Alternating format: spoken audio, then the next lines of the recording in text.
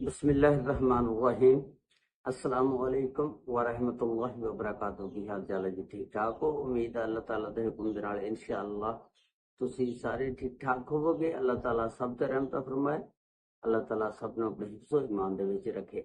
अज दे vlog दे विच मैं तुहानूं एक बहुत ही दुखिया वाकया जिहड़ा रावलपिंडी दी दो नौजवान लड़कियां ਜਿਹੜੀਆਂ अपना मुस्तकबिल फ्यूचर बनाने वास्ते अच्छी तालीम हासिल करने वास्ते लंदन जांदियां ने ते लेकिन लंदन जाके उन्हां दे नाल एक ऐसा वाकया पेश आया कि कल उन्हां दियां लाशां जड़ियां ने मैयतां ਉਹ पाकिस्तान आनियां सी, उत्थे दोनों जाके मर जांदियां ने, फौत हो जांदियां ने।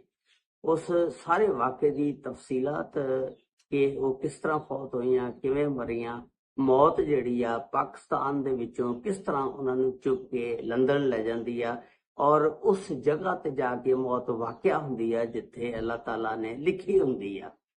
ते ये अल्लाह ताला दे सारे फैसले हुंदे ने, जिथे भी मौत लिखी होवे मौत दा फरिश्ता उस बंदे नूं उत्थे चुक के ले जांदा।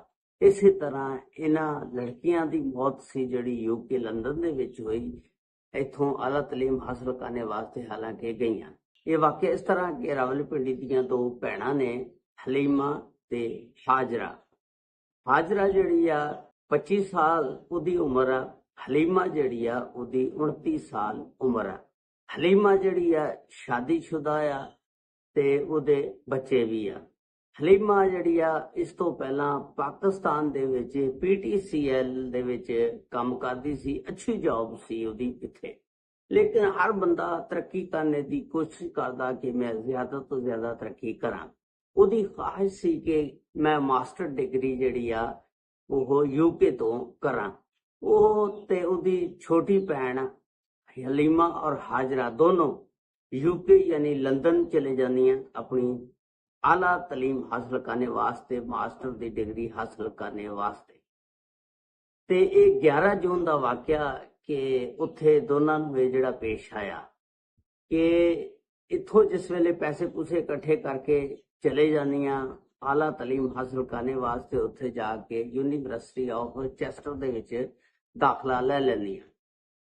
4 महीने पहला ये उत्थे जाके दाखला लैनियां, उत्थे पढ़ने वास्ते जानियां। जिस वेले तुहानूं पता उत्थे यूके लंदन दे विच चले जावो, दोस्त वगैरह फ्रेंड वगैरह बन जांदे ने। ये अपने दोस्तां दे नाल सारे इकट्ठे होके नैशनल पार्क दे विच जांदे ने, उत्थे सैर सपाटा करदे ने, घुमदे ने, खांदे पींदे ने। उस तो बाद उत्थे पूल दे विच नहाण लग पैंदे ने। ਇਹ ਦੋਨੋਂ ਭੈਣਾਂ ਜਿਹੜੀਆਂ ਇਹ ਵੀ ਪੂਲ ਦੇ ਵਿੱਚ ਨਹਾਉਣ ਲੱਗ ਪੈਂਦੀਆਂ। ਉੱਥੇ ਪੂਲ ਦੇ ਵਿੱਚ ਫਿਰ ਕਿਤੇ ਇਹਨਾਂ ਨੂੰ ਤੈਰਨਾ ਨਹੀਂ ਆਉਂਦਾ ਹੈਗਾ, ਇਹ ਦੋਨੋਂ ਭੈਣਾਂ ਜਿਹੜੀਆਂ ਉੱਥੇ ਡੁੱਬ ਜਾਂਦੀਆਂ ਨੇ, ਡੁੱਬ ਕੇ ਮਰ ਜਾਂਦੀਆਂ ਨੇ। ਉਸ ਤੋਂ ਬਾਅਦ ਇਹਨਾਂ ਨੂੰ ਚੁੱਕਿਆ ਜਾਂਦਾ, ਰੈਸਕਿਊ ਕੀਤਾ ਜਾਂਦਾ, ਹਸਪਤਾਲ ਲੈ ਕੇ ਜਾਇਆ ਜਾਂਦਾ ਤੇ ਹਸਪਤਾਲ ਜਾ ਕੇ ਪਤਾ ਲੱਗਦਾ ਕਿ ਦੋਨਾਂ ਦੀ ਡੈਥ ਹੋ ਚੁੱਕੀ ਹੈ, ਦੋਨੋਂ ਫੌਤ ਹੋ ਚੁੱਕੀਆਂ ਨੇ।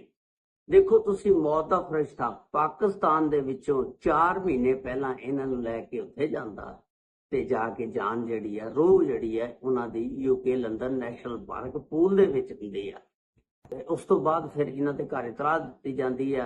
जदों घर इतलाह दित्ती जांदी आ, कोहराम मिल जांदा, रोना पिटना शुरू हो जांदा। तुहानूं पता दो बच्चियां नौजवान, फिर एक बच्ची हलीमा जिहड़ी 29 साल दी सी, शादीशुदा सी और पाकिस्तान दे विच PTCL दे विच बहुत अच्छी नौकरी करदी सी। ते वो किवें अपने बच्चों नूं छोड़ के आला डिग्री, मास्टर डिग्री हासिल करने वास्ते यूनीवर्सिटी ऑफ चेस्टर जांदी आ।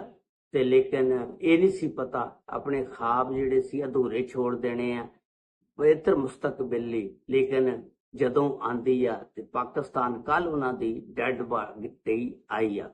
ये 11 जून का वाकया जदों वो उत्थे नैशनल पार्क दे विच जांदे, जदों इन्हां दी मौत वाकया होई और घर दे विच रोना पिटना शुरू हो गया। घरदियां दा की हाल होएगा जिन्हां दियां दो नौजवान बेटियां अल्लाह नूं प्यारियां हो गईयां और हलीमा जिहड़ी 29 साला सी, उहदे बच्चियां दा की हाल होएगा जिहड़ी अपने बच्चियां नूं इत्थे छोड़ के पाकिस्तान आला तालीम मास्टर डिग्री करने वास्ते गई आ।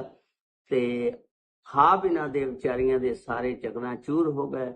इंसान बड़ा कुछ सोचता, लेकिन हुंदा वही है जो मेरे अल्लाह नू मंजूर होवे, क्योंकि मुस्तकबिल वास्ते हर बंदा कोशिश करदा अपना बेहतर तो बेहतर बनाने दी, भी मेरा मुस्तकबिल बेहतर तो बेहतर बन जाए। लेकिन अल्लाह नू जो मंजूर होवे वही हुंदा, अल्लाह दी रजा दे नाल चलना पैंदा। बस दुआ करो कि अल्लाह ताला इन्हां दोनों भैनां नू जन्नतुल फिरदौस दे विच आला मुकाम अता फरमाए और इन्हां दे घरदियां नू सब्रे जमील।